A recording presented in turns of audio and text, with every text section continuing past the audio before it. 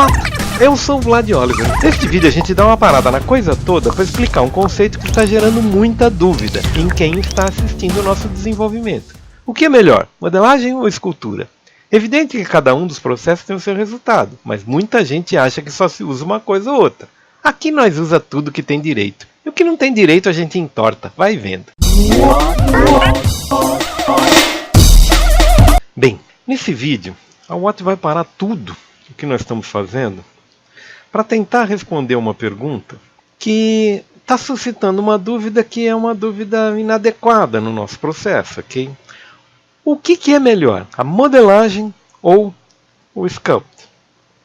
Ok? Muita gente tem me feito essa pergunta como se os dois processos fossem, de alguma forma, para você escolher um ou outro. Isso é bobagem, ok? Eu diria a vocês o seguinte, acho que a pergunta está formulada de maneira errada. Não é qual é o melhor processo, é quando você deve utilizar modelagem e quando você deve utilizar sculpting, ok? Vejam, para responder essa pergunta, eu tentaria me socorrer da vida real. Ou seja, você não costuma dizer que esculpe um sofá ou que esculpe uma sala, por exemplo, ok? Em contrapartida, você também não vai dizer que vai construir uma estátua ou vai construir uma Mona Lisa, ok? Vejam, o que significa isso? Eu estou tentando esclarecer que tanto os processos de escultura quanto os processos de modelagem, eles têm suas particularidades. Hoje em dia, o ZBrush e um software de construção como o Cinema 4D, ou o Max, ou o Maya, eles têm ferramentas tão poderosas que ambos podem fazer as mesmas coisas e com processos completamente diferentes, ok? Agora, então quando se usa um e quando se usa outro? Eu diria o seguinte, na maioria dos casos, isso não é uma regra, ok? Mas na maioria dos casos, onde você tem referências precisas, você tem plantas ou você tem grids, eu sugeriria você trabalhar com modelagem, ok?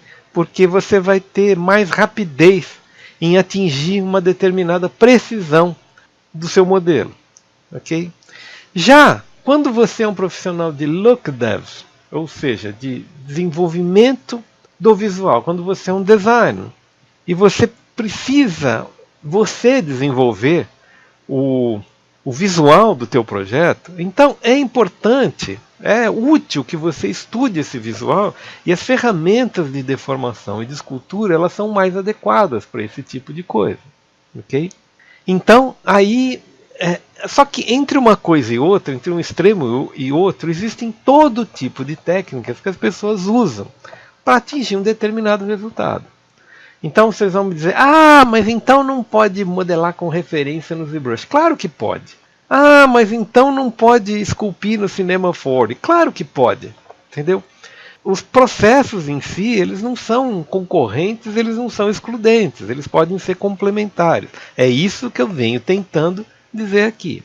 O que ocorreu quando eu dei uma bronca aí num dos vídeos anteriores com relação a determinados processos de escultura é que tem gente que acha que a escultura termina aqui, ok?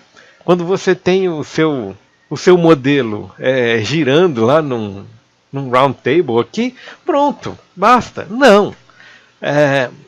Quando você trabalha seriamente com ferramentas como essa, como o ZBrush, como o Cinema 4D, você sabe que você está numa etapa do processo e você precisa preparar o seu modelo para ele ingressar em outra etapa, ok? Aí eu aproveito para tirar uma dúvida com relação ao que é bake e o que é retopologia, que foi uma coisa que eu falei nos vídeos anteriores. Retopologia é o seguinte, em tese, muito em tese, a retopologia é o contrário do bake, ok? O que acontece? A retopologia é quando você desenvolve um objeto com milhões de polígonos, com uma imensa precisão aqui, e você precisa criar uma malha mais simples para trabalhar num sistema de render, de acabamento, ok? De um projeto de animação, etc, etc. Já o bake é um processo é um processo composto, eu diria. É muito comum a pessoa fazer, por exemplo, vai no 3ds Max, modela um sofá, aí depois manda a malha básica das almofadas desse sofá para o ZBrush e faz o acabamento no ZBrush. Isso é muito comum. Agora, o que acontece? Você tem uma malha básica, como nós temos aqui a nossa bonequinha aqui, ela tem um sculpt aqui, ela tem uma malha básica aqui. Esta malha básica, ela pode servir para eu fazer o acabamento, a sintonia fina, fazer o redesenho, etc, etc, etc. E o que vai acontecer? Essas distorções que vão acontecer, ou mesmo a pintura, que está aí uma coisa que a gente não fala. O ZBrush também é pintura, ele também serve para você pintar. A gente ainda não usou o ZBrush como uma ferramenta de pintura, ok?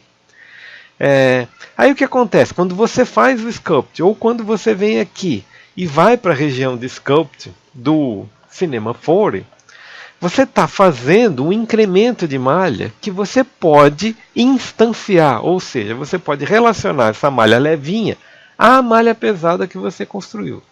E para isso você usa o Bake, ou seja, você vai dar uma informação que essa malha levinha tem aquele monte de texturas pesadas, ok?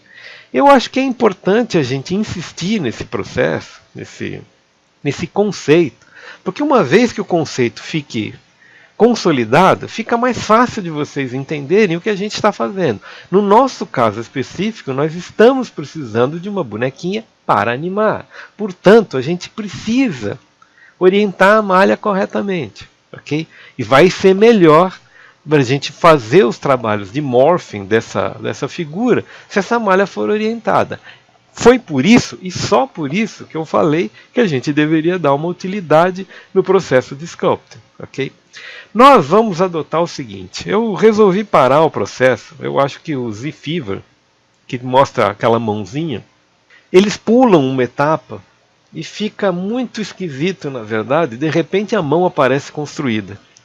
E fica muito esquisito Eu queria continuar o processo, porque ele é um processo que mostra como você vai adicionando músculos, adicionando musculatura no teu modelo para ele criar uma forma com um direcionamento definido. Mas eu acho melhor a gente ir para um processo de sculpt mais tradicional, ok? E para isso nós vamos usar o trabalho excepcional de um cara chamado Daniel Solovyov. E por que eu resolvi usar o material desse cara? Pelo seguinte, eu não gosto muito nem de modelos americanos, nem de modelos japoneses, ok? Em termos de fenótipo, de forma, de acabamento.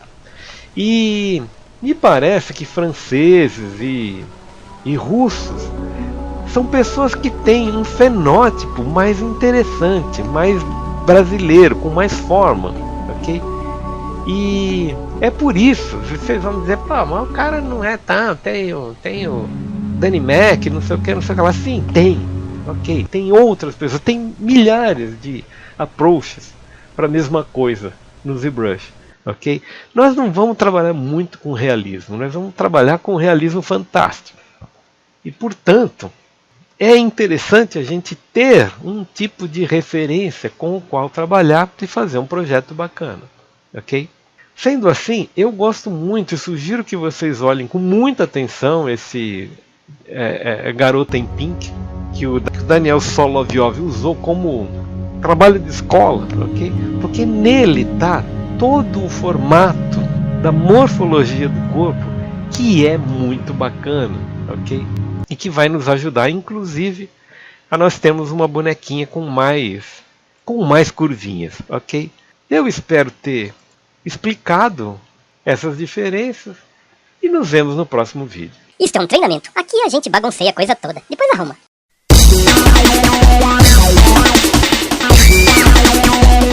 Se você gostou, não esquece da gente. A gente precisa da sua participação para continuar por aqui. Ensino gratuito de tecnologia, eu abraço essa causa. Abraço você também.